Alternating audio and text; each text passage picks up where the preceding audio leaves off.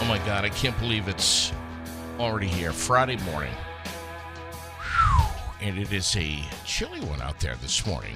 Just about, let's see, what did I say? What am I showing? Mid-20s for most of Vermont right now. Mix of sun and clouds today. And only getting up to about 27 today. All right, tonight cloudy and 13. Kind of uneventful here for the weekend. Saturday, cloudy 17. Sunday, cloudy and 14 degrees. We're on the web at airedout.vt.com. From Fly on the Wall Productions, you got the Aired Out podcast, seen and heard everywhere you get your podcasts. Paramount Theaters in Montpelier and Barrie. You can get your tickets online in advance and skip the line, fgbtheaters.com. Here's what's playing tonight and through the weekend. At the Capitol Showplace, we got A Complete Unknown. That's the Bob Dylan story. We got The Fire Inside.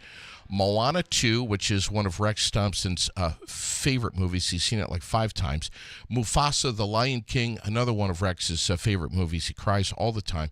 Wicked, and let's see, Paramount Twin in Barrie. We have Sonic the Hedgehog 3. Tickets are on sale now for Captain America, Brave New World, Den of Thieves 2.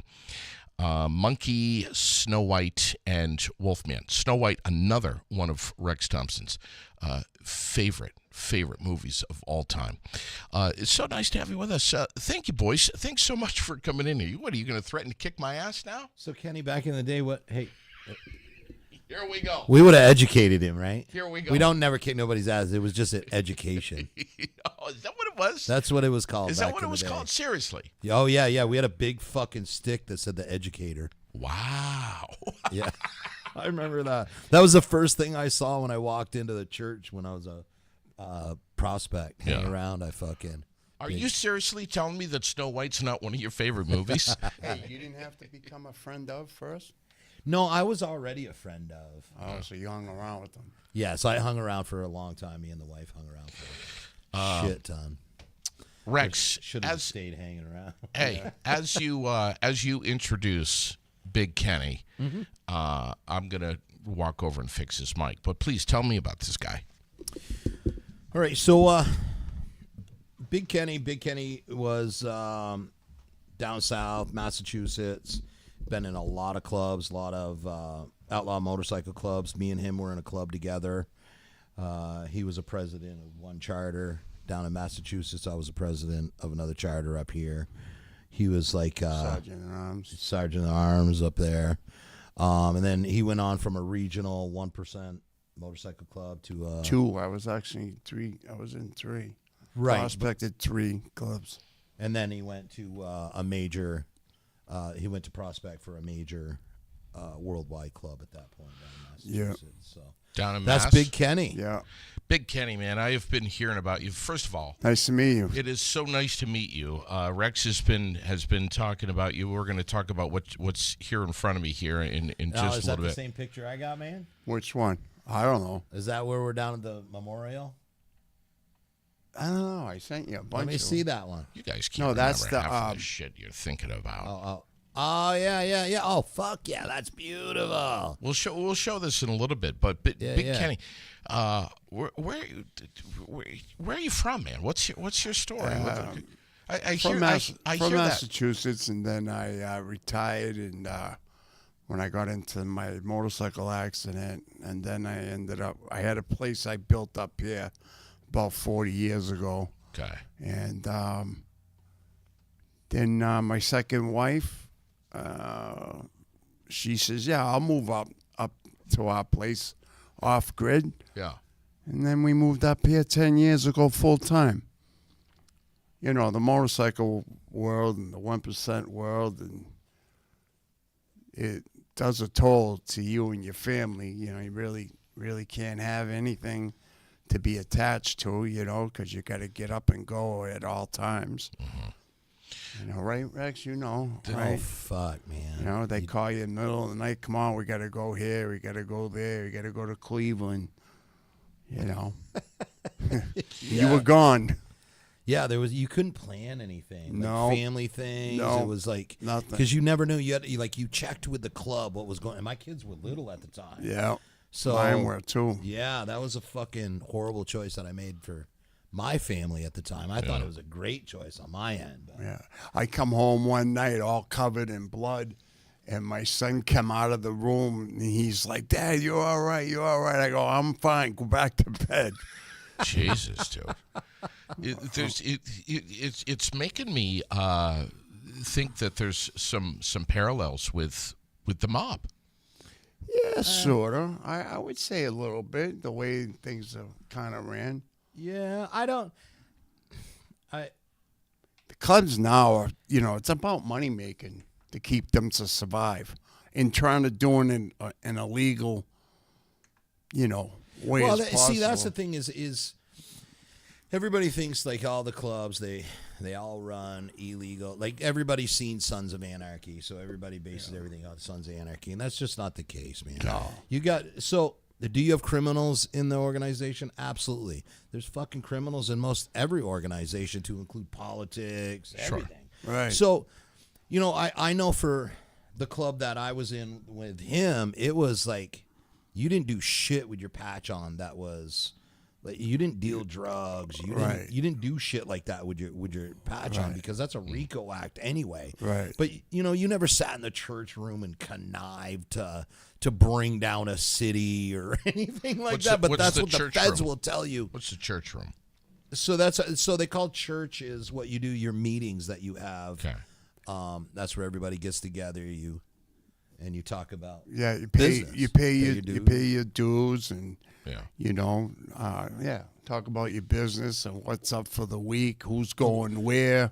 Fucking parties. Who's that are going doing on, what, mandatory parties, and mandatory then runs. How many guys you send into this to party? this How many one, guys going to that party? Yep. So you can be represented, and especially when you're the top dog club. So if you're the top dog club, you send your guys out because your guys usually have tickets to your party. Yeah. And so that's what they're doing is they go around. They're like, hey, how many guys you got in your club?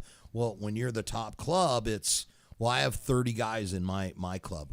Cool, here's 30 tickets, $50 tickets to our party. It was pretty much mandatory. That's exactly Yeah, how you didn't much give you the gotta tickets pay. back. You just you gave the money as a donation.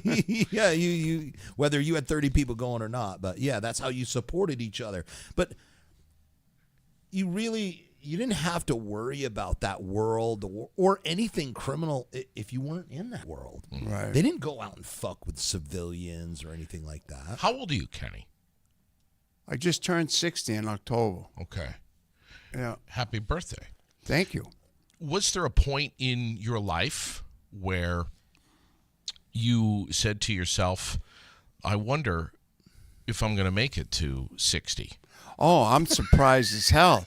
I didn't think I was going to make my 30s, and then I says, oh, I'm in my 40s, and then I said my 50s, because I've been doing it for years. Yeah. Like all of us, we hit 30, Fuck. we're like, how the fuck are we still alive? You always watched your back because of rival clubs, and, when you didn't know what was going to happen to you, if you were ever going to make it home.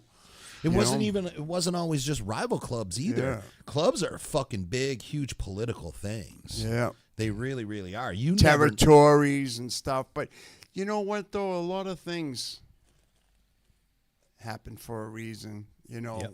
and people, tried to stop wars because everybody just wanted to make money and party and enjoy themselves and ride. The whole thing is about riding. Yeah. Tell me about your childhood. Whereabouts are you from in Massachusetts? Oh, gee, originally from Somerville. I grew up Somerville, Somerville High. Graduated from there. When? Went 82. Okay. And then Good childhood with mom and dad? we were low class Yeah. type of people that you know how the 70s my father did 17 years in the Army. He was a tanker. My mom was a stay-at-home mom. She worked later on in life. Got our asses beat every time if we did something wrong. There was 3 of us, my sister and my brother, Okay. which is he's no longer here anymore. Older or younger than you? All younger. All I'm younger. The oldest, You're the yeah. oldest. All right. So I got all the beatings when everybody else acted up. Okay. Were, And were I was mom, just a mom and dad happily married? Well, they were Italian, so they, back then, a lot of screaming, hands swinging. Yeah. Yeah. It's I just took the way a it couple was. good beatings at my time. Okay. I think one of my best beatings was from my mom. She split my head wide open. I never really got hurt the rest of my life, but from her. But you graduated from high school. Yes. Then And what? I could have went to college for football. I opted not to, and I went into the union and worked into the union in Boston. Doing what? Were you on the Labor's union. I was were in you the on the Labor's union. Worked the shipyards, big or? dig. I was there 30 years. Retired. When I retired with full pension, full bolt at 40 when I cashed out with my disability. Yeah. The woman's like, "You're already at max." Yeah. And she goes, "And you're only 40 years old." But I used to work 150 hours a week because I loved the money. Yeah. Yeah. So, I owned a couple houses, raised 3 kids, sent them to school and stuff like that. So you were married. Yeah. I was married. Clubs are tough. On Yeah, marriages, I lost man. that marriage because of that. Well, because you got to think about it when you get to, especially when you're in top clubs and stuff like that, and especially if you're an officer, but pretty much any patch holder, you become a rock star of that world. Yeah. You would not believe, the wives that would come to the club because there was no judgment. Nobody was going to judge you. Nobody gave a fuck what you were doing. And it was really free. That was the thing that drew me to, the club life, was how there was no judgment. You could do whatever the fuck you wanted. Nobody judged you. But you just didn't lie to your brothers. There were certain moral and codes certain that drugs you had. couldn't do. Right. Pipes, needles. Yeah. You didn't do that You get shit. caught doing that, you were done. You were What do you mean, done. pipes You and were needles. done. So if you got caught Heroin. smoking crack, booting heroin, You were dead. because those drugs would take over your life and fuck then up you your club steal. life. Most of those everything. people, you know what they do? They rob, cheat, and steal. Yep. They'll rob from their own mother, and So that'll get you kicked out real real fucking quick. Yeah. Beat up and then kicked out? Well, if you get a patch, it gets blacked out. And, I used to own a tattoo shop for 20 years. And there's a couple times that I, was woken in the middle of the night to black out a patch. And, Wow. So no serious drugs for you. Well, it all depends on what you call serious. Hollywood drugs. Yeah, exactly. All right. The drugs of the rich and famous are Yeah. the drugs of the poor and famous. Did you have you done time? Me? Yeah. Nope, because you know why? I'm a thinker, and I think out everything I do, and I always watch. There was a couple times it was close, but I was smart enough to. But that's do the everything I mindset. But do. what a lot of people, they don't understand, once you earn your patch, that's the mindset. You need to be ready to go to jail any day. Yeah, any because day. if something goes down, you can't run away. You can't be sneaky about it. You're very upfront. If you get in a fight at Hannaford's Market with somebody, you beat the shit out of them. You beat them with brass knuckles, and then you sit and you wait for the cops, just to show everybody that you're not fucking scared. You're not gonna fucking that run had away. a couple times that I was actually in a bar with a couple of my brothers in the club. Me and you were in together, and we were drinking. I was buying Crown Royal shots for everybody, and this clown come up and was trying to steal because I had a whole rack of Crown Royal up, and my brothers would grab them and be pounding them at different times, and this dude thought he could steal a couple and walk off with them. Well, I ended up power driving them out the door, and I'm pounding on him out in the sidewalk, and I see these nice shiny shoes as I'm bent over laying this dude out, and I go, uh-oh, here we go. And then I look up, I go, hey, officer, how you doing? And he's like, yeah, what's going on here? And I says, well, let me tell you. So he grabbed me, I explained to him, then he went in and talked to the bartender, and I was let go. because, you know, a lot of those guys respected us. They respected us, the clubhouse we owned, and the town I was from, that I had my tattoo shop, because we kept a lot of the riffraff out. There was no crime. You didn't. No heavy drugs around. We kept all that crap out of town, and you could say what you want about 1% clubs, but they donate a shitload of money to fucking kids and toys runs and special donations to kids that need.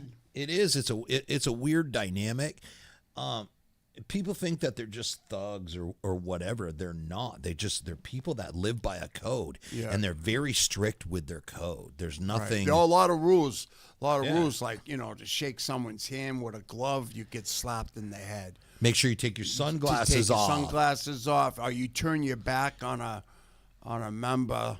Oh, that's basically saying I have no respect for you. You're a piece of shit. Yeah, you turn your back. What do you mean turn your back? Literally or figuratively? Let's say us three are standing up talking. All right, so you're talking literally. And you were kind of acknowledging me, and I turned my back and started just talking to him. So huge disrespect. I'm going to shut this off. It basically goes back to like old time values, things that you're supposed to do. But these guys, when you don't do that shit, will slap you right in your motherfucking face, right there. Whack. Yeah. Oh, so I'll tell you about like stealing. Stealing is huge. You don't do that. You do not steal from your brothers. You do not lie to your brothers, because there's nothing you need to lie about, because we're not going to judge you. We don't give a fuck what you're doing. So there's no reason to lie. But I remember I was we had a guy that came, he was hanging around. He wanted to possibly prospect, and I didn't fucking like the guy anyway. He was a piece of shit, but he was a drunk and everything else. And I just remember, we were looking for every reason. You can't just throw somebody out. You know that, because it's still a democracy. You still sit in that church room. Yeah. You can't just fucking throw somebody out because you got a personal beef with them. Yeah. So this guy, he didn't do anything yet, but he was really fucking just a shit bag, and we all knew it. And so I remember I got a call, and they're like, "Hey, I came in here, I caught so-and-so, he was stealing fucking liquor." And I was like, "Would you beat his ass?" "Well, I thought I should call you." I was like, "What?" I was like, "Oh, no, you call a fucking meeting right now. Right now." And so we call an emergency meeting. We have everybody come down, and we're inside of there, and that guy's in there, and I'm giving my speech, and I'm like, "Yo, we have a big party going on tonight. We're not going to allow civilians to disrespect you in our own home. That's an automatic fucking out the door, lump on the head, throw them the fuck out." I'm going over the rules with the prospects and shit. There's a shit ton of people in this church room. And I was like, and if you ever catch somebody stealing from your brothers or from your club, this is exactly how you handle it. Well, this sounds like a lot of the same culture that I've heard in interviews with the mafia. There's a brotherhood. There's an unwritten law. They're not unwritten. So that's the point of prospecting. Some people are greedy, though. They can't keep their fucking fingers in their pockets. They gotta. These are not unwritten rules. You prospect, and when you prospect for a large club, it's not a 30-day prospect. It's not a 3-month prospect. You don't even know. You have no clue how long. I did it for 13 motherfucking months, and then one day got my patch. Yeah, I actually prospected 3 times. Oh, 3 different clubs. I just kept going up. I wanted to be on the top. Until my accident, which, I almost died. Well, I did die twice on the table. I lost this leg up over the knee, and I almost lost this leg too. And the girlfriend at the time from the same crash. From the same crash. All right, girlfriend at the time. The girlfriend at the time helped me. She was connected in Leahy Clinic, because the hospital they brought me into couldn't save me. And she had connections, because a lot of doctors and big surgeons that I needed, they don't take new patients. So she knew people and actually helped saved my life. You still in touch with her? My ex-girlfriend? Yeah. Yeah, we're good friends. Oh, are you talking about the one we were just talking? Yeah. Jesus. So we were at a party. I was prospecting. He was already a patch holder. And he walks in with this smoking hot bitch. And I mean, and I just remember he walked through the door and I didn't hear a word that he said until he said, yo, prospect, stop staring at my old lady's tits. And I was like, I'm so sorry. And I'm telling him I'm sorry. And I'm just watching my eyes go Rex right was back good for to that. it. Rex I was good for like, that. Oh my but God. you know Kathy what was though? gorgeous. Some people, I've had a crack other guys or fight other guys because of shit like that. Once the word's out that that person's with you. Yeah. If you try to cross the fucking line with an old lady, Yeah, you never fucking forget it. If she's not an old lady and just a, hang around. hang around. Yeah, that's a Yeah. good word. Hang around. But if she's your old lady and stuff, yeah, no fucking hands off. Don't you go near her. I'll No, fucking those are kill you. off limits. The old ladies are like they're the nurturers of the club. Yeah. They're the ones that make sure all the other new old ladies coming in are know how everything works. They're the support group. They're like the mother hens. Yeah. They're also not privy to any information. Like that's one thing you do not tell your old lady. And the reason for that is if they get pinched because they have kids, they will rat you out. And you cannot expect your old lady not to rat you out. So if you choose to tell your old lady stuff and she gets hemmed up, do not cry when she fucking rolls on you. That's her job as a mother. Her job as a mother is to take care of your children. She cannot take care of your children if she's in jail. So you better accept that shit. I got a funny story. The girl I was just telling you about that I was dating at the time, she was driving my Monte Carlo. And the state police, Massachusetts State Police, they fucking suck. They fucking pulled Always her pulled over. over. Pulled her over. Fucking felony Pulled style. her over. And he walked up. He goes, "Oh, where's Kenny today?" Right? And she's like, "I don't know." And he's like, "You're lucky I don't arrest you today. You're lucky you have your son with you."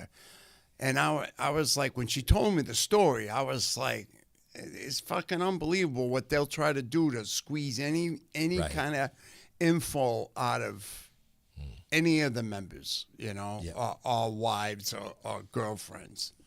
It's actually crazy, And a lot of the old ladies are crazier than the men. Remember that? We had an old lady that stabbed prospects. Yeah. Remember she fucking driving down the road? She was mad at him, mad at her husband or something, so Yeah. she stabbed the prospect.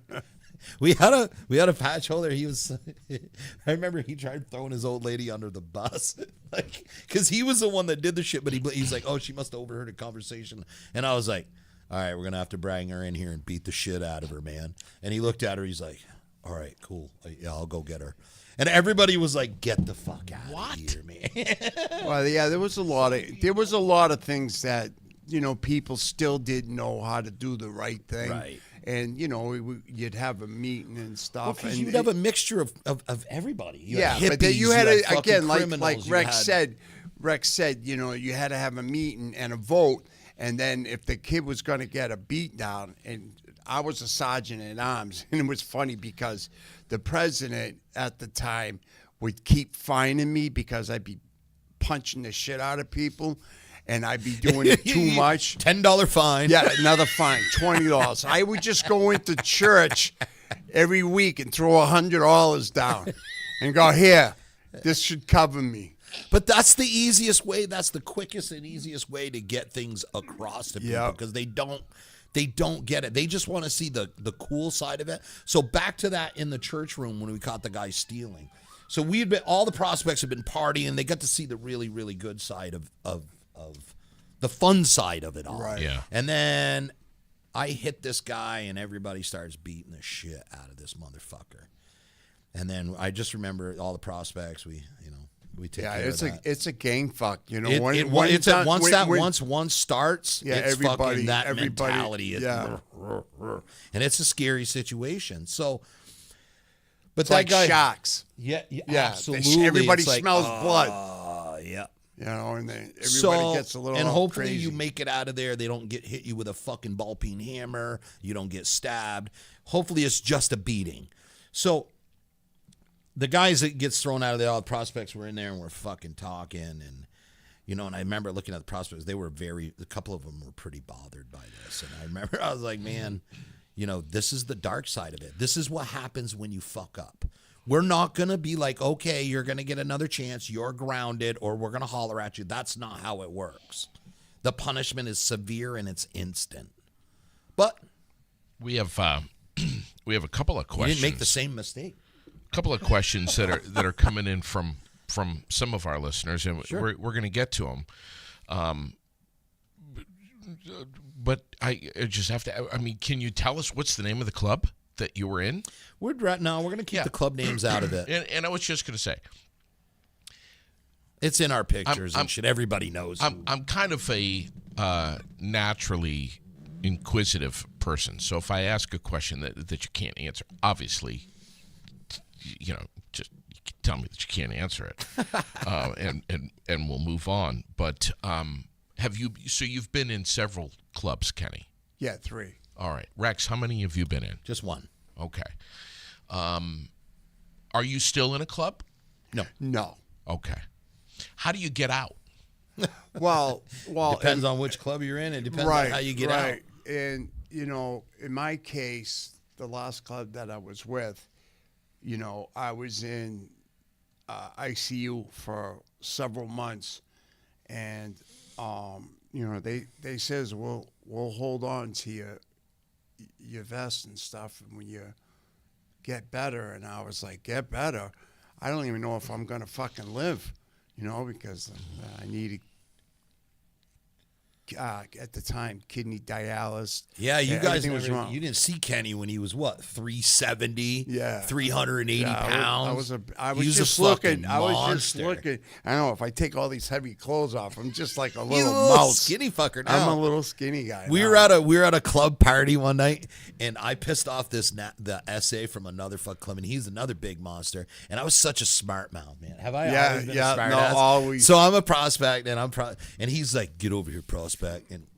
So I was like, all right, what's going on, Big Kenny? And he takes his fucking belly and pins me to the backside of this clubhouse. And I just remember I was like, oh, my arms were stuck. Everything was stuck. And I could not fucking move. And I'm thinking, is this dude going to stab me? Like, what the fuck? There's nothing I can do right now. I was not prepared for this in any way. I had never been pinned by somebody like that in my couldn't life. pull guard that time. No, I definitely could not pull guard But there. Kenny, you realize now he'd kick your ass. Kenny trains with me. Kenny trains with me. I would never. We wouldn't fight. No. But, so how were you? And plus, all I got to do is run away. He's only got one fucking leg. So I'm going to beat him in a race. how's that going to work out, Kenny? For what? If Rex says I'll beat your ass and then I'll run because you won't be able to catch me. If depending on the situation, I mean, if it really wanted to go down, fuck it, I'll throw at anybody. See, at any so time. this is different. This is different. That would never. So if it came down to even with Kenny with one leg, there's rules to fighting in a club, isn't it? When two patch holders want to fight. So if he really had one leg, then I would have to sit in a wheelchair and we'd have to punch each other in the face until one of us gave up. You know? That's the rules because he's at a I'm disadvantage. not afraid. Just because No, and I'm that's- wounded doesn't mean I won't come after you.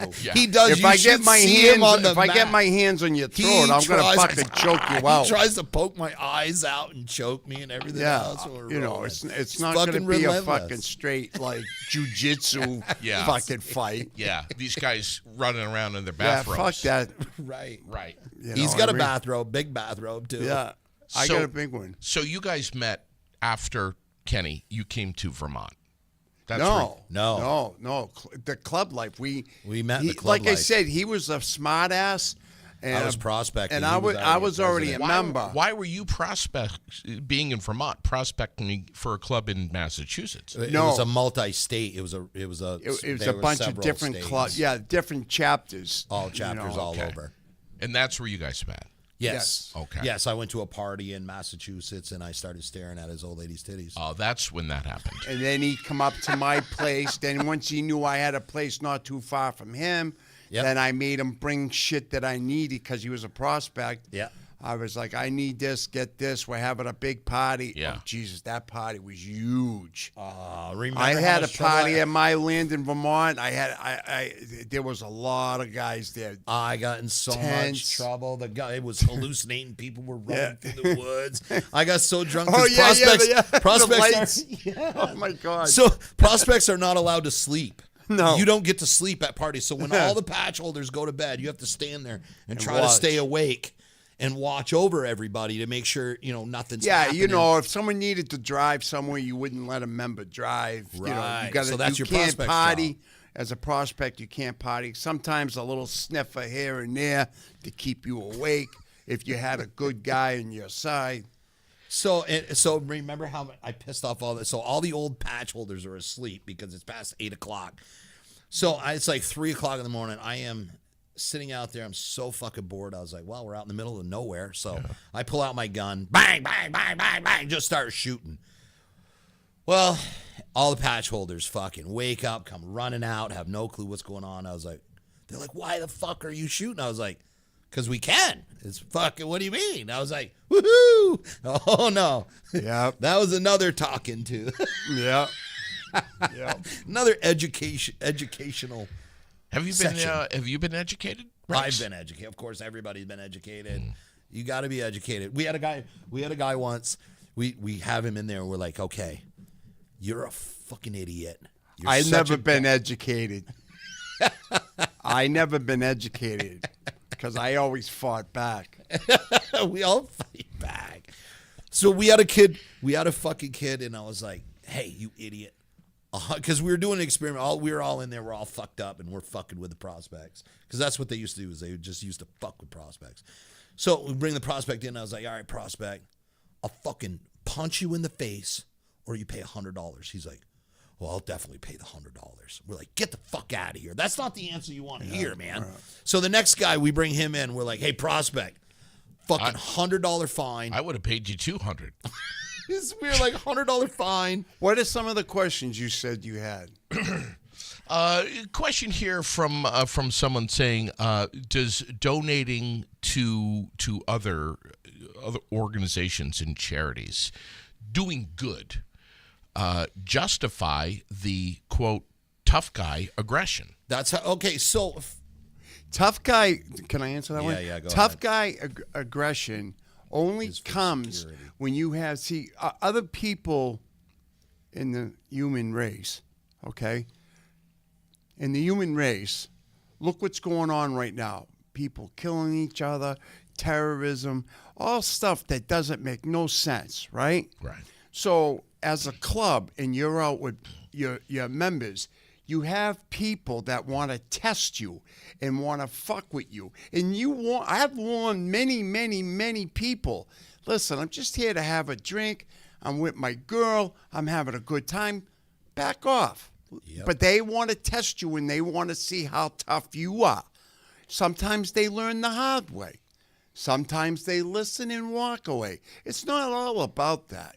But it's come to situations because you are who you are and you're not going to back down from nobody. So when they don't get the message, then you got to send the message. right.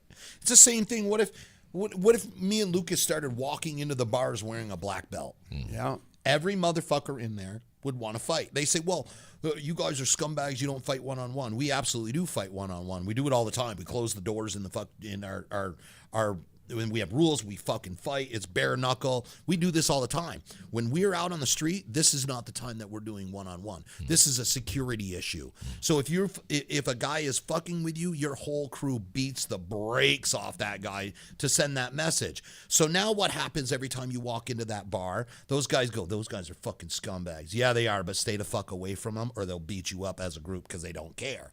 So because people don't understand the inside workings, what's happening and shit like that. And everybody had to come a long way and go through a mind fuck to get to where they got with their vest, Yep. right? And they're proud of what they've become. Especially with a vest with a diamond on it. When you right, earn a diamond, right. that's a fucking. And you just can't go buy in Walmart a vest and put it on. A lot of guys, and you know what? Tattoos don't make you tough. I don't give a fuck how much tattoos you get. You're not a tough guy with tattoos. You might think you are, but Right. you know, Is this a gang or a club? it's And a club. It's a. what's the difference? There's Gangs don't ride motorcycles. yeah. Well, some do now. They ride. Well, the, I mean, the we've rice heard burners. we've all heard the term a motorcycle gang. Yeah. Well, that's because that's what they want. That's what the feds well, want you to well, believe. the state police started calling us terrorists because Yep. they started. They used to when they used to wait for us at tolls when we had certain big club events. They would wait at tolls, right? And each motorcycle that came, they pulled you, stopped you, took a picture of you, took a picture of your plate, right? And then, wrote your name down and stuff, took your license, wrote your name down, and they kept a ledger of everybody that was coming in and out, right? And then some of the state police go, hey, where's your grenade launcher? And I'd be like, what the fuck are you talking about? He goes, yeah, they classified you guys as terrorists now because we're organized. So anytime clubs. you get a group of Americans together that go against the grain of American politics and the system, Yeah. the feds don't like you. They will build a case against you. It doesn't matter. RICO. Yep. Absolutely. They try to do the RICO Act. That's what they try to do. But the problem is your clubs are all run by individual chapters. Yeah, you don't own anything. You don't own your no. vest. You don't own a pin. It's a corporation. You don't own rings. You don't own nothing. Shirts. Everything has to go back when you're done. When I got out, everything, all my patch holder stuff, my rings, my belt buckles, shirts, everything goes back. Do both of you feel with our society the way it is, and especially certain generations that are millennials or otherwise, it's a different world now than it was in the 70s and the 80s. There's a different world from when our parents were. Of course. There's a strong sense of entitlement, privilege. I have rights, and it's often we carry that around. I have a right to do this, to say this, to feel this way. I have a right to harass someone in the Hannaford's parking lot for money and maybe even borderline threaten them. With the way that our world is today, where everyone has, well, they're allowed to do that. They're allowed to say that. Even the kids in school. People are getting away with a lot of stuff. Consequences. In this world that we live in now. We let it happen. Whereas back in the 50s, 60s, 70s, even the 80s. Yeah, I grew up in the 70s and stuff. I didn't have a fucking thing.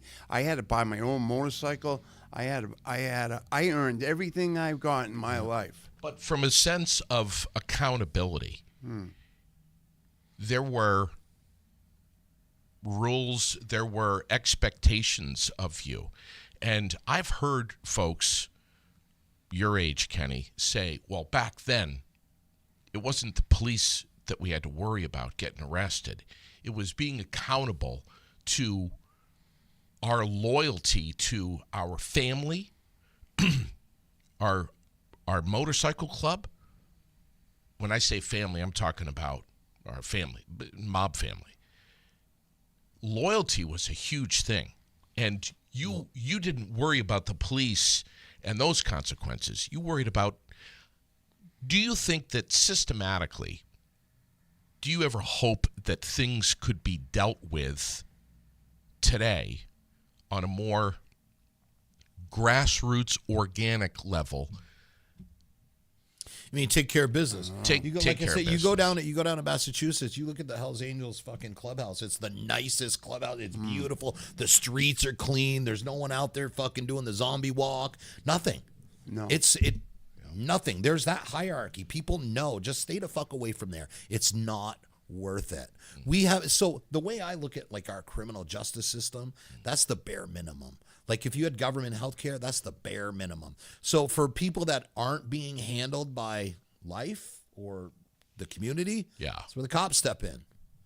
You think nah, I'm not going to say it because that would make me sound like a vigilante, but No, I got to say, though, on the same thing we were talking about. Well, that's what I'm talking about. Vigilante. yeah, I don't want to talk about anything like that because it's already like You don't want to put a weird- bad taste in people. People are going to say No, what I'm they're not going to gonna. say I'm not anyways. gonna advocate. I'm not gonna advocate Hate or violence. make their Right. fucking make the cops' job even harder. But I was just gonna say, like someone like Harley Breer, you think they're ever gonna look for him if he came up missing?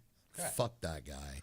What about there's? Oh, the guy that's getting out of prison? Yeah, they just stopped him from. What about this this Carlos dude who is? Oh yeah, he beat up my cousin Dwayne, robbed him the fucking middle of the All day, right so over here. A lot of more people recognize his face than they do his name. But his name is Carlos. He's a homeless guy who's going around. Repeat He's been offender all over Central and Vermont. over and over and over again. Repeat, frequent flyer, but harassing people. And his woman is So- doing this too. Back in the day, And they're doing this at like Hannaford's, Price Chopper. They're all over the place. and see, it without is a local constant- 1% club in the area right here, a local 1% club would go take care of that situation. They would drive right down and they'd be like, "We don't fucking want you around But here anymore." that's what I'm talking about. That's People what I'm are way talking more about. receptive. The police have so much to deal with, and they're just they don't have Anybody a- can do that. they the don't- community has the same fucking rights that the cops Well, do. here If you you don't go. want somebody in your neighborhood, Yeah. then you go cause a problem. If there's somebody up there panhandling up at fucking Hannaford's, Yeah, but you, they made that legal now. what? Panhandling and begging for money. Like Nah, you you see can it tell all them the that time. you could get people to You leave. could tell them to convince them. fuck off, but I'm saying it used to be that the cops would grab them up and get rid of them because it's an eyesore for the community. Sure. I mean, the community. Well, it's more than an eyesore. It's a threat. Yeah, you feel intimidated that if you don't give money, what's this do? I almost got robbed at Hannaford's. That you said this. My wife, she had her pocketbook and we coming out with groceries. And now I'm I had my disabled, pills stolen. right? And What? Pills. yeah, And Hannaford's. and this dude was coming up through the back, and I watch all around. See, from that, I still got that club mentality. I'm watching my back all the time. And my wife was putting the groceries in. Her pocketbook was on the carriage, right? And here comes this dude coming up, ready to snatch it. I just pulled out my piece, and I says, "You make one more step, you're all done." Oh, I was just going to ask for $5 for gas because I ran out. What if it They was got him? every excuse in the book. And I was like, yeah, just go fuck off down the street. But, and you got to, women got to watch their back. But Yeah, there was a woman that just got abducted the other day almost. Yeah, down Bradford. Yeah. So, but the cool thing about that, I don't know if you noticed, but Lucas John just posted on the 911 page. He is absolutely, because I told him, I was like, you need to post on there. There's so many people scared, especially women right now. Uh-oh, Rick Lafayette is watching. And so he did a post, and he's going to do a self-defense seminar. All right. It's going to focus on rear naked chokes, how to get away from somebody that's trying to drag you away. If somebody gets you on the ground and they're trying to rape choke you, we're going to show you how to get away. Situational awareness, the difference between having like a striking art as a self-defense versus getting away with it, stuff like that. So what he's going to do is he's going to do a sign-up sheet. I think it's January 25th, and I think the price is $50. All right. Will you make sure you get on my ass about this? Yeah, absolutely. Don't let this. So that's that's where our self-defense comes into play, is because of the real life situations. We've been in gang fights. We've been in fights with multiple people. We've been in real life situations. And I can tell you what will work on the street and what absolutely won't work on the street. Yeah. John Kidder saying you love a good rape joke. John Kidder, yes, I do. John Kidder. John Kidder, I got to give a shout out to John Kidder. He's one of me my too. sponsors for Kidder Interiors for Donnybrook Fight Promotions. And he's done work at my house. Oh, yeah, excellent he work. knows excellent Kenny, work, too. John Kidder. If I could just get him back, Yeah. you know. Dwayne Beatty's in here The saying problem, judges need to do their job, but the scum behind bars, even if let they them do stay their there. job, it's a fucking basic robbery. It's just no. The community needs to step up and be like, enough is enough. But Kenny, you can't. It's like you can't. You can't do that shit anymore. You can't pull your piece out and say, "Yo, back the fuck off." You can't do that anymore. when he you says can't. peace, he's talking about his penis. "Oh, He would have kept coming then. I thought." Okay. Somebody would have kept coming. You know what I'm saying, though. It's just not like that anymore, man. No, You know what I'm saying? it isn't, but you still. Yeah, but a you weapon have- should always 100%. If you truly train self-defense, a weapon is your first line of defense. Always. All the other stuff that we do. So think about it this way. When you're in a self-defense situation, there's several parts to that situation. There's the before, the during, and the after. Okay? Your before should be a gun. It should be like that's your that 100%. That's so all the other stuff is in case your weapon or you don't have your weapon or your weapon got taken away from you. And I'll tell you what the 100% biggest scenario of a weapon getting taken away from you is a female that's never gone through combat focus shooting. They go and they buy a gun because Pop showed them how to go pew pew in the backyard, and they think that's easy enough to just shoot a human because they have a gun. And what they do is they hesitate, and if that person is within 21 feet of you, they're going to take the fucking gun away from you before you can pull it out and shoot them. And if there's any hesitation, now you're going to be killed with your own gun. What do you say, Kenny, What do I say? about what Rex is saying? I don't know. It's all about him at this point, so I'm just shutting up.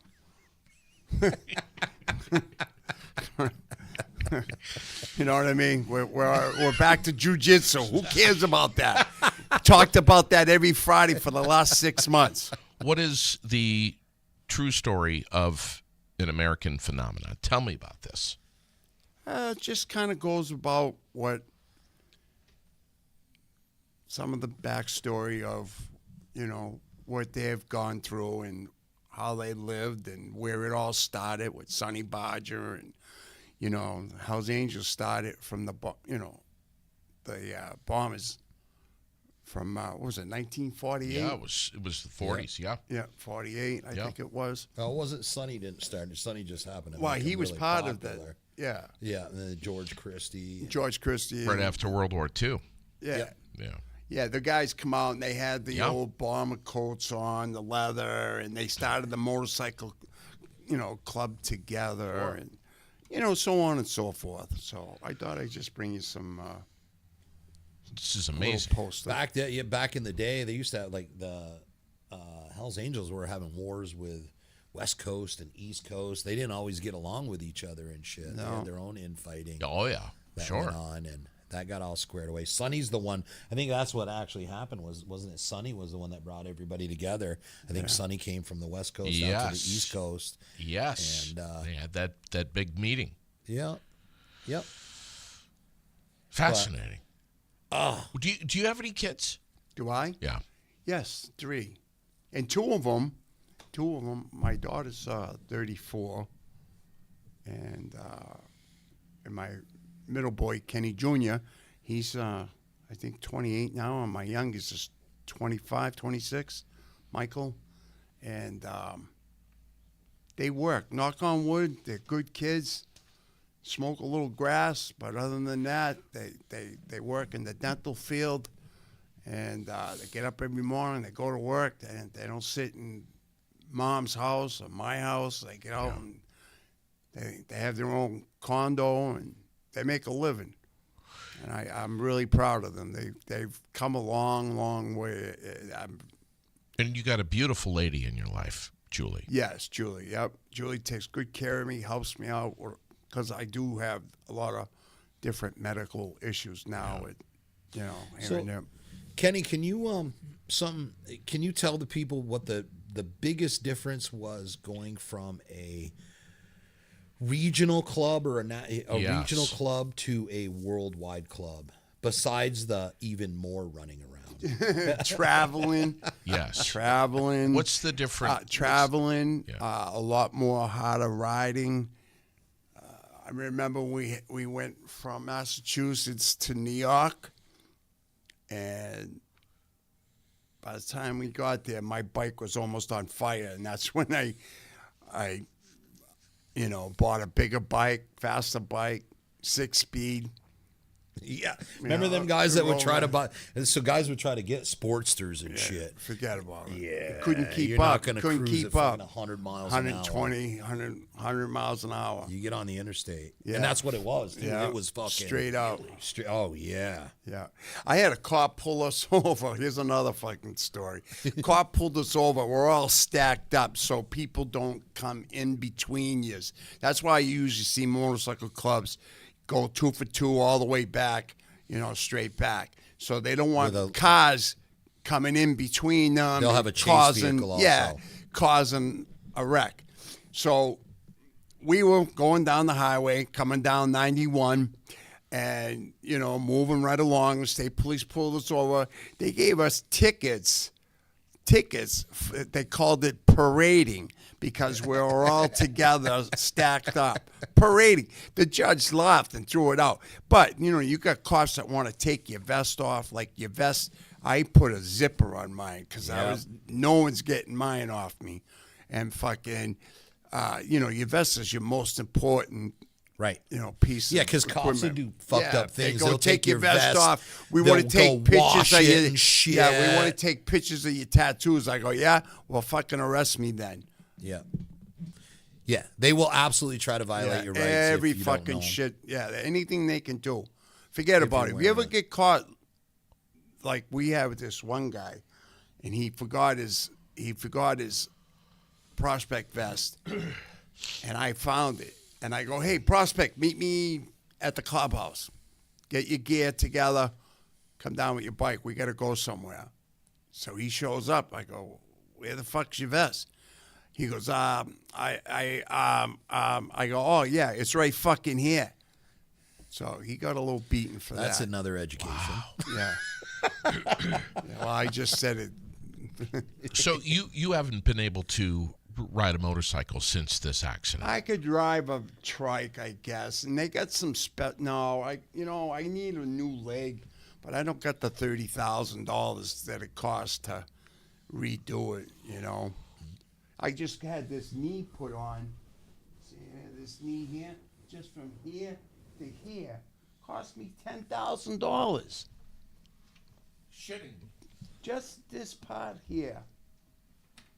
Just this part, here to here, was $10,000, and I need to get the socket fixed, and they want to do the whole thing for like $38,000, and I'm like, every 3 years I don't got that money. Even if I got to pay the 20%, your savings just goes. You can't afford it. I don't understand how they do this to people that need, like veterans, right? They got to go to the VA and stuff, Yeah. but, the government really don't help you. They throw pennies at you and expect you to. Do you miss riding? Oh, yeah. Fuck yeah. Especially up in Vermont at night with the mist, in the He summer. comes up and drools on my motorcycles. Yeah. Have you ever ridden bitch with Rex? Bitch? Absolutely. What do you mean, in the back? No. No. You're driving. He's the bitch. Absolutely. Oh, no, I wouldn't not. let that happen either way. I don't We care. never He rode can walk. nut to I'd buy butt, him a. dude. I'd buy him a cab.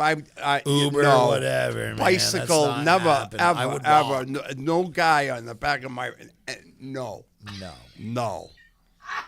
I've seen it, and I laugh. I see guys now ride with flip flops and shit, and yeah. shorts, and I'd be like, "Wow, these guys are fucked." You ever We- go down, you're done. Oh yeah. You know what we should talk about? So the last thing, the thing that we should talk about is prospecting. The Yeah. difference between Well, yeah. prospecting for an outlaw club versus like a law-abiding club or something like that.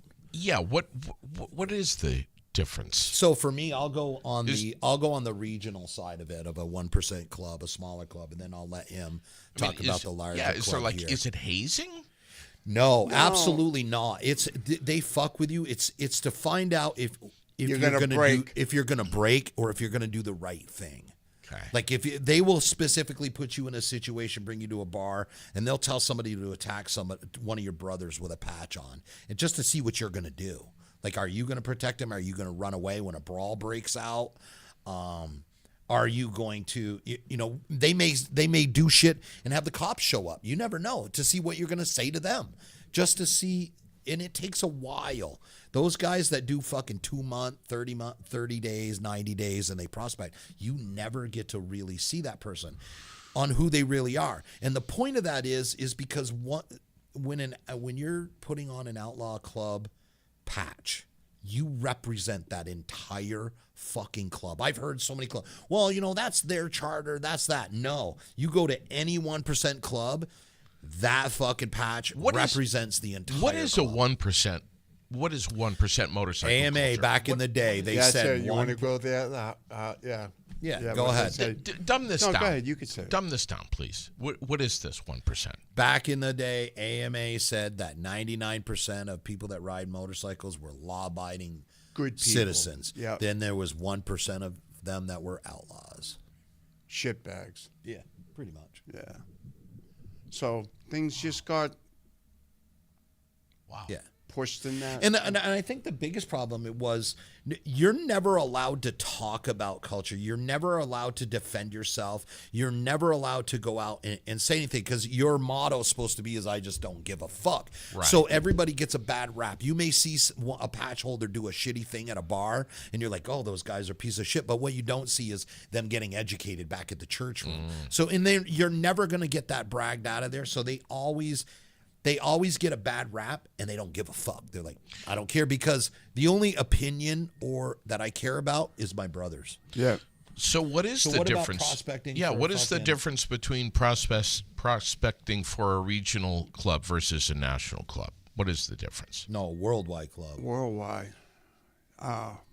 Wasn't national, it was worldwide. World. Okay. A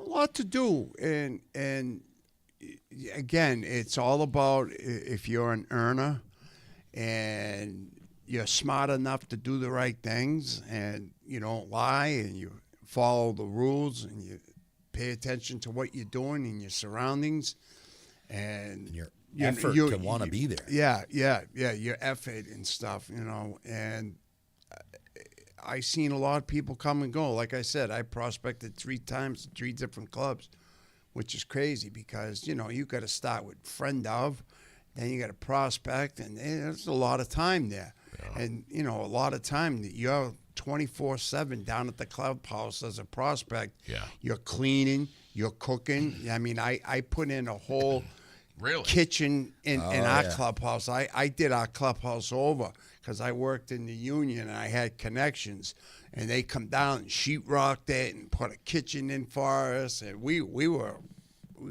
had a good. And the first time, when you go from like a hang around or a friend of to that first church meeting, Yeah. to where they're gonna, bro, that was like, I went in there all giggly like a little girl. I was so happy, like, because these were all my friends and everything else, and you get treated a certain way. Yeah. And then I got into there, and here is like 20 fucking bikers tattooed up screaming at me, you're a fucking rat. We know you're a fucking rat. You better fucking tell us right now. You're not leaving this door. The biggest part. They would. That's how they like. They want to see if they could break you on day one. Just to JD, fuck the with biggest part is they want to find out if you're the law, if you're a cop, or Fed, whatever, ATF. They want to figure out who you are as a person, what you're made of, how strong you are.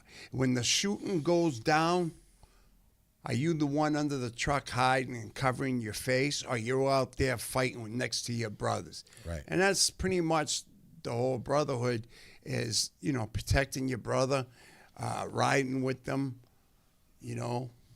And The big clubs that I know, there's a lot more politics. A lot yeah, less. you know, there's a lot of things I can't even talk about, you know, and Well, stuff.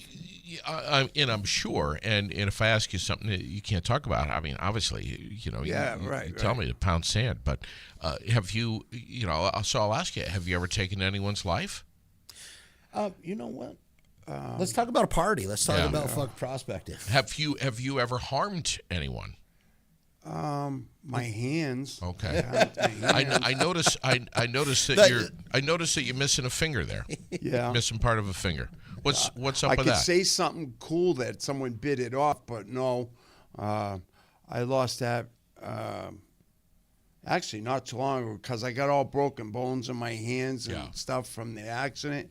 So my fingers are all like bent like this and stuff. So that one ended up just getting cut off. Okay. So, you know.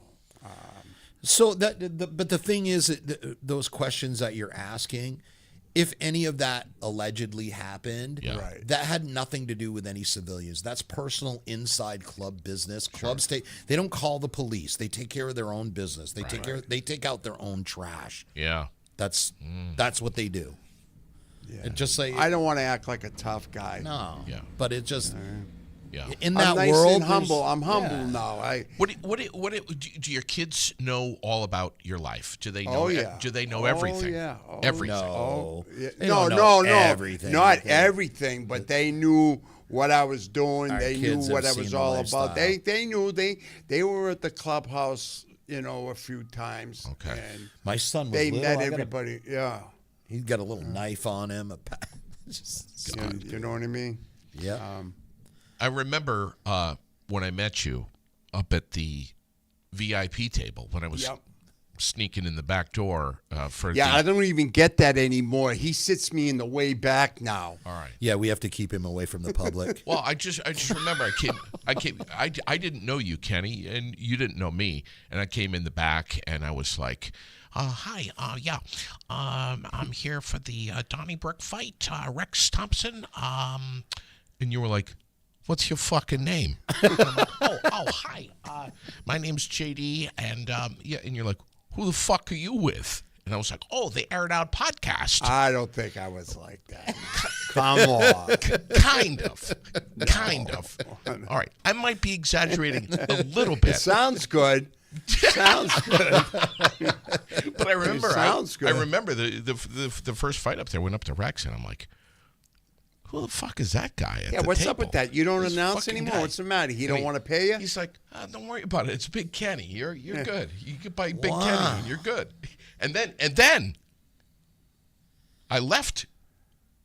I went out through the door, and I came back in the door, and you looked at me, and you went. I was like, just going out to get some fresh air. Me and him, we had some wild parties. I'm sure you did. all night long. I remember driving all the way home from Massachusetts. Oh, like, man. Cold, snow, rain. In on a on a motor. Yeah, it was Yeah. on a motorcycle. Really? You know what?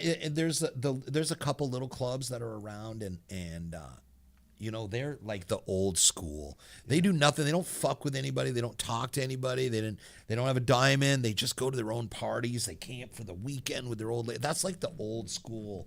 No politics. Yeah, you had a road involved. captain. Your bike had to be in tip-top shape. If you had a shitty tire on your bike, Yep. you were fined. Couldn't. They made me get Because my they don't want license you- before I could They don't prospect. want you, and they want to know if you have any paperwork on you, like, you know, any warrants or anything, because they don't want to get pulled hemmed up, you know, somewhere. So you had to be legit and tell everybody, listen, I can't go in this run because of such and such a thing. Yeah. So, and if your bike was, you know, fucked up, they didn't want to be pulled over. You never wanted to be pulled over on the side of the road trying to take a piss or running out of gas. turn that mic a little bit. No, his. Yeah. It's fascinating. It's fascinating. So, There we go. So now here you are. You've been in Vermont for how long now? well, total of 40 years, 10 years full time. Okay. It was my hideaway. I'm off grid in the middle of the woods in the mountain. Wow. Not like the feds don't know him. Remember, we went to a big party. Were you in the one when we went up to Maine? There, we went up to this big party in Maine, and it was put on by a major worldwide club. Matter of fact, the club you were in, and I just remember there was an old like seed factory or something, and as we were walking in, they were like turn around, smile at the feds. You could see the huge Feds, camera. they lens. used to. They would used come to down be and in the take pictures of trees. you. They They'd look be like in the such fucking trees. They were fools. fucking pathetic. It was yeah. My Because- friend, he was a prospect, and I told him, don't do this because I'm Sergeant at Arms, and if you fuck up, Yeah. I'm gonna have to fucking lay the law down, and I don't want to do it. So, like your friends, you didn't want your close Right. friends in the club with you. Because if anything went bad, Yeah, you right. can't talk to him so anymore. he said he was determined that he wanted to prospect. So he ended up coming to prospect. So he got pulled over, right? And the feds brought him in a bank. They had an office in this bank, right? And they fucking took out a folder, my friend told me, that was like fucking 2 feet thick of pictures of me doing things. You know, is he selling guns? Is he doing this? Is he doing? My friend's like, I have no fucking idea. Why don't you go ask him? But that's what they do. They have Yeah. folders on everybody, like Wow. mile high. Yeah, because they like people like Jay Dobbins. They talk about that guy. They say like, oh, he was a full-fledged Hell's Angel. The fuck he was. Let me tell you something. And the reason why they spent so much time on going after these clubs, because they get federal dollars when they put in and say, listen, we need more money because now we up them to terrorists, right? They're an organization that can cause havoc, right? So they You don't have get control over federal 'em. dollars. So that's why they make up these big fucking story lists on guys. It's a waste of time. George Christie just talked about it. Like the first time, because George Christie used to call, the radio station is going off. They're like, there was hundreds of Hell's Angels arrested and they were selling heroin. George Christie called the radio station. He goes, bullshit. He's like, the fuck there was. He goes, call the police right now. He goes, and so they called the police. They were like, how many Hell's Angels were arrested? Well, 2 out of 50. Okay, well, what was the drug? Yeah, it wasn't heroin. Oh, it wasn't heroin. It was cocaine. Yeah. He's like, so there wasn't a bunch of Hell's Angels, and it wasn't heroin. So remember they did it to a guy. They arrested him. They couldn't get him to turn. So then they arrested him and then told the club that he was a rat, and they said he was a pedophile. They put out all this shit about him, saying how he had child sex photographs. It was crazy. Are you still a member of this motorcycle club of the No, last one? all my patches and stuff are all dated out. But with that said, you're still not willing to share the name of the club. No, it don't matter. Okay, I It understand. don't matter. Yeah, I gotcha. It don't matter. There was 3 of them in Massachusetts. I mean, online. You go online, you can find them all now. Sure. Right. Do you have any regrets, Kenny, Regrets? in your life, Um, your whole life? probably. Well, I had a rough childhood. I was poor most of That's my a life. common theme of the members Yeah, and fought- the girls that show up fought there. fought for everything I ever wanted. Only regret is probably spending more time. But I did always take care of my kids before any kind of ride. I took them out. Midnight releases. I'd be up, I'd be up for days, right? And then midnight release back in the day with Blockbuster special Video. Red Bull we yeah, had. with Call of Duty. I'd have to take my kids and fucking wait till 1 in the a.m. to get that new release. But I wish I spent more time with them. But for the most part, we had a good life. Do you tell your kids stay away from the life that I have led? You know what? Remember how you brought it up? These kids today, they don't really like hunting. They don't like. They don't like the shit that Dad did. Yeah, no. They like money, and going to work and stuff like that, and but no, Do you have any advice for either the youth watching right now or parents with youth on how to navigate? Maybe. How to make a kid choose his path. A kid has to choose his own path. He's got to choose his own path. He's got to find out who he is as a person, and Parents need to be, I parents gotta need be to be honest more with you. I involved. gotta be I gotta be honest with you. What's ruining, I think, this world is the smartphone, social media, all these platforms. People want to post every little farting thing that's wrong with them. Oh my God! That's what I had for breakfast. That's what I had for lunch. oh my God! I just took a shit today. Someone made fun of me, or this. Someone's doing this, or someone's bullying. Well, bullying, back in the day, if someone bullies you, you punch them in the face. That ends that. Yep. That's the only thing. There's no laws. There's no teachers. Nobody's going to protect you from you bullying. got to learn your own way. Social media makes it even worse because Sure, back yes. in the day, if somebody called your phone and they kept harassing you, you take the phone off the fucking hook. That's it. They couldn't call you. Now it's your phone. It's text messages. It's TikTok. It's everything. So you can't get away from it as a fucking kid. I say you got to be stern with your kids and not always pat them on the head. Right. And I was stern with my kids. Never touched them. Yeah. But I screamed at them. Sometimes you're not going to get a trophy. Sometimes you're not going to win. So I think a hard part is we've broken up our families, that family structure, and that's a We've huge. talked about this. Yeah, I think that's another huge thing. Like a single dad alone doesn't have everything that a child needs. You need compassion. You need stern. You can't have it all one way or the other because it's really hard to raise a kid and be a nurturer and a discipliner. So dad's always been the discipliner, and then mom would come in and be like, do you know why you got disciplined by dad? That's the nurturer part. Come here. I love you, yada, yada, yada. Now when it's just a single dad, now it's just the beating. And there is no nurturing behind it. Well, I have to discipline you. Now you've created a really hard kid. This is a kid.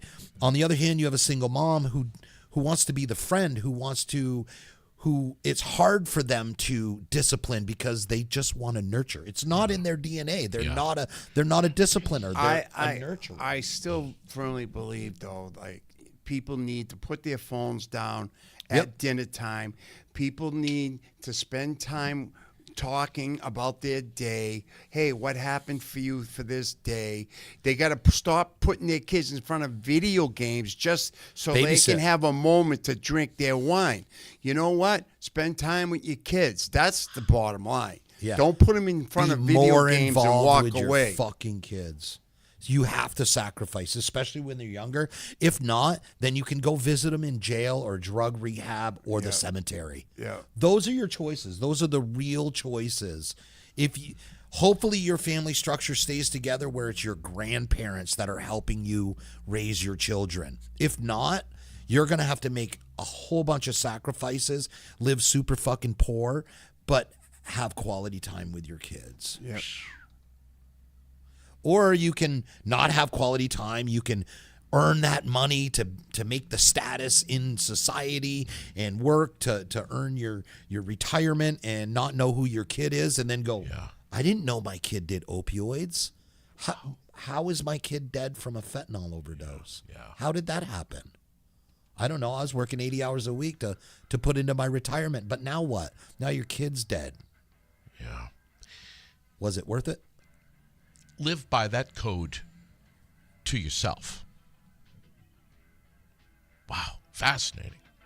Isn't that weird? It takes a couple fucking dumbass bikers to have a little common sense. That's, and I think that's the biker. That's the real outlaw culture. That's the real, like, still having that set of morals. Those, I don't want to say morals. It's a set of right and wrong. I was. Well, let me go backtrack when he talked about my kid. I